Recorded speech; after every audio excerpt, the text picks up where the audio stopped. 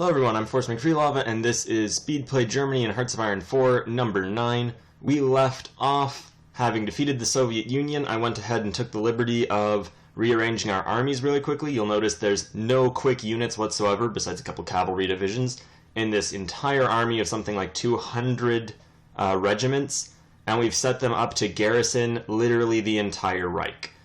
We go ahead and halt them and let them do their thing. We also now have 3 groups of armored units.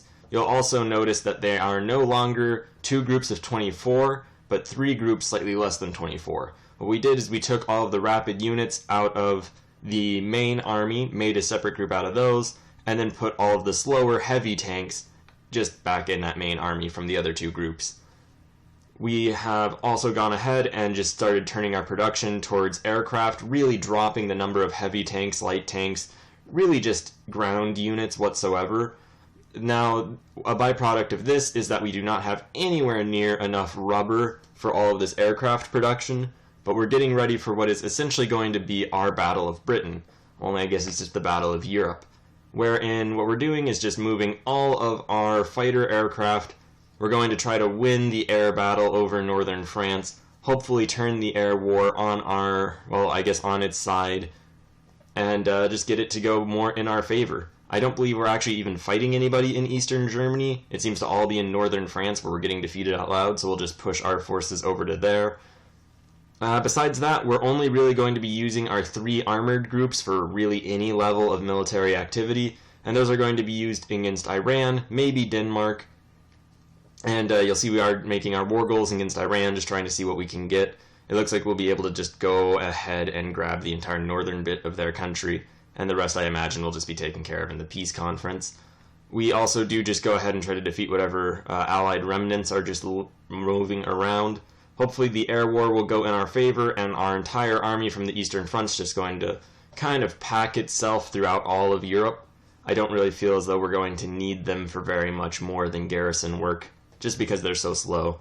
It looks like we're doing better in the air war in northern France, but now we're losing in the Low Countries, or the Benelux region, where they are just kind of, just bombing us now that we've moved all of our fighter support elsewhere. So that's a little unfortunate, but I don't think we have enough fighter aircraft to win both fights, so we just prioritize northern France for the moment, since they keep landing on it. We also went to go finish off the war against the Comintern, only to discover that we're not actually at war with Sincan and Tanatuva. So we're going to have to fabricate a war goal on them, and we go ahead and just get started annexing Tanatuva and Sincan. We'll see just how well that goes. We also have some naval battles going on. We're really just building submarines right now. That's probably going to stay that way at least for a little while. We're probably going to shift our focus a little bit, not really worry about the Western allies, just try to take over what we can in Asia. I consider moving to befriend Denmark, maybe also befriend Norway. And with that all said and done, we're going to just cancel that plan and move our forces over to defend Finland, which is occupied in basically like about 30% of Finland is occupied by the Finns, the rest by the United States. So we'll go and rescue them, hopefully. I'm going to just try to let the AI do all that, since it's not really a priority and those forces aren't being used really anywhere else. The Allies are launching an invasion of France, though, and also invasion of Spain, so we just use our local garrison forces to attack. We also are having an issue with people resisting our occupations. I was going to resolve that by just adding a group of military police to each of our garrison infantry.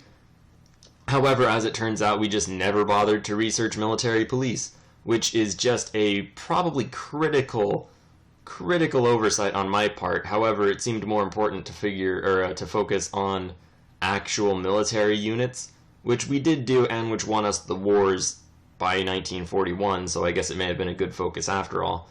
We're just going to have to really focus extra hard on military police regiments in order to make up the slack. We do declare war on Iran, more or less letting the AI take control of that. It looks like they're only really winning over here. We also get Turkey in the war just so we can use their lands to invade. And with doing that, it looks like we're just going to encircle most of their forces, which is pretty awesome. They do have some mountain territories which aren't going to be great for our armored and mechanized units to fight on, or motorized since we don't have mechanized yet. But at any rate, we did manage to take the victory point and just kind of trap them somewhere distant, so it doesn't matter all that much. We also managed to declare war on Tanutuva, which we just bring all of our allies into since most of our forces were in Japanese territory. And now it's really going to be just a matter of us using our Soviet crushing mechanized, well, I keep saying mechanized, motorized forces to just roll on through these basically third world countries. I imagine it's going to be a series of easy fights.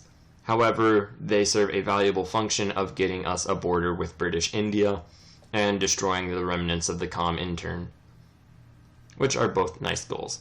So just like that, it looks like Tanutuva capitulated. We'll probably get an update about that in a second. And we're going to just drive through Iran or Persia. I'm not actually sure what it's called in this right now. And we'll just see how well that goes. We were having a weird amount of difficulty, and our forces in Xinjiang are just not really going very quickly throughout the countryside. It is mountains, though, and also probably poor supplies.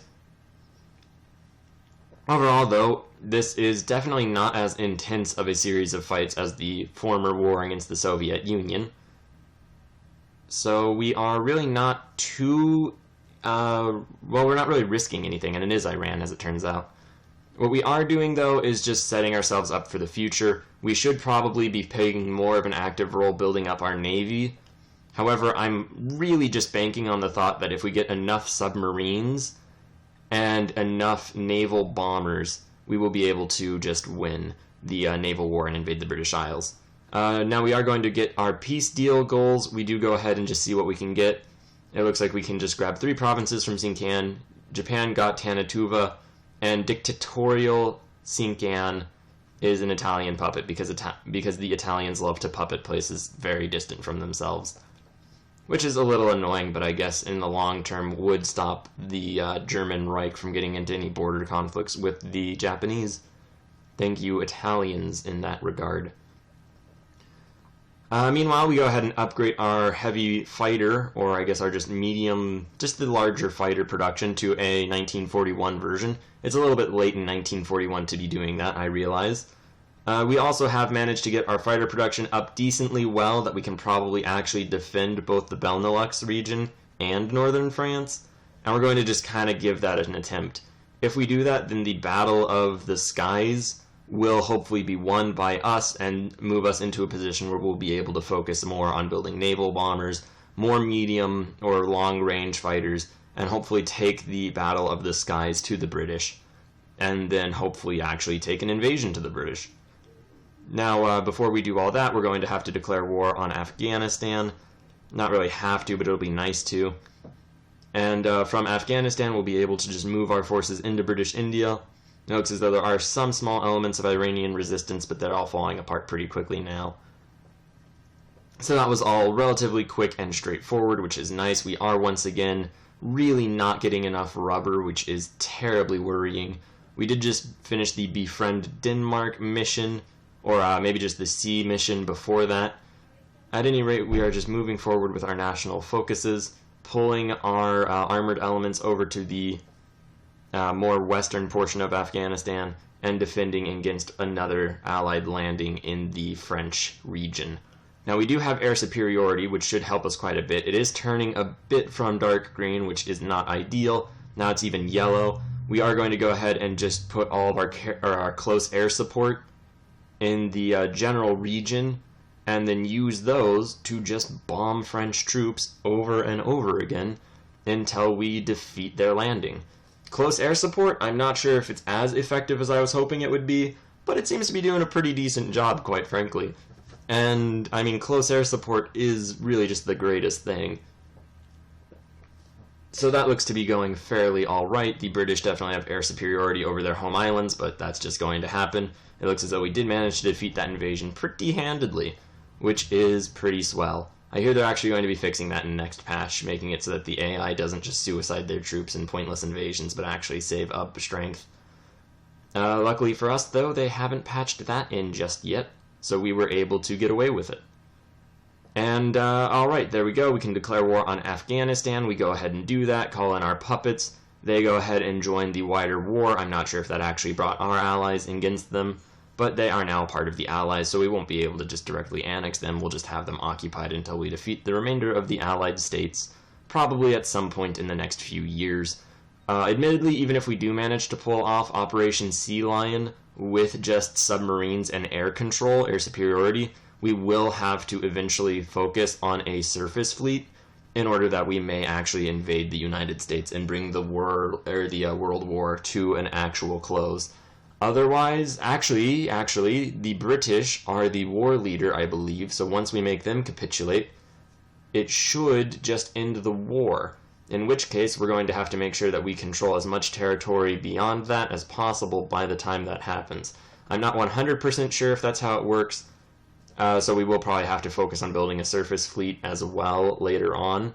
It would also really help us guarantee the success of our landings against the British Isles, although it could make it so that it takes a worryingly long time to actually get initiated. Also, all the rubber production is off in the islands in Southeast Asia, Indonesia and all that, so it may be incredibly helpful in that regard to get a surface navy and just assist in the conquest of those islands. Although all of these are incredibly long-term plans. The important thing right now is that we are just driving into British India. We're also pulling basically half of our armored units to go defeat Iraq and probably roll on in from there into Saudi Arabia and just all the other Gulf states. We're probably going to just directly take territories from them, although we might end up puppeting them later on. It really remains to be seen how we end up handling all that. Although I do like the fact that we have basically incorporated Iran itself directly into our country and thus access the Indian Ocean with a direct land connection from all the way over in Berlin. So that's pretty cool. We are also just driving into India. Hopefully the AI will more or less take care of that. We don't have a very large army, although it is motorized, which is pretty great, and I believe our allies are also funneling troops over to just vaguely assist us. We won't really get into the actual invasion of Iraq just yet, since we are kind of running a bit long. Thank you very much for watching, though. Please like, share, and subscribe. We are building up our Air Force, taking over the colonies, and hopefully we can go and gain actual homeland of the British people. Maybe not next episode, but who knows, maybe, hopefully. Thanks again for watching. Have a great day.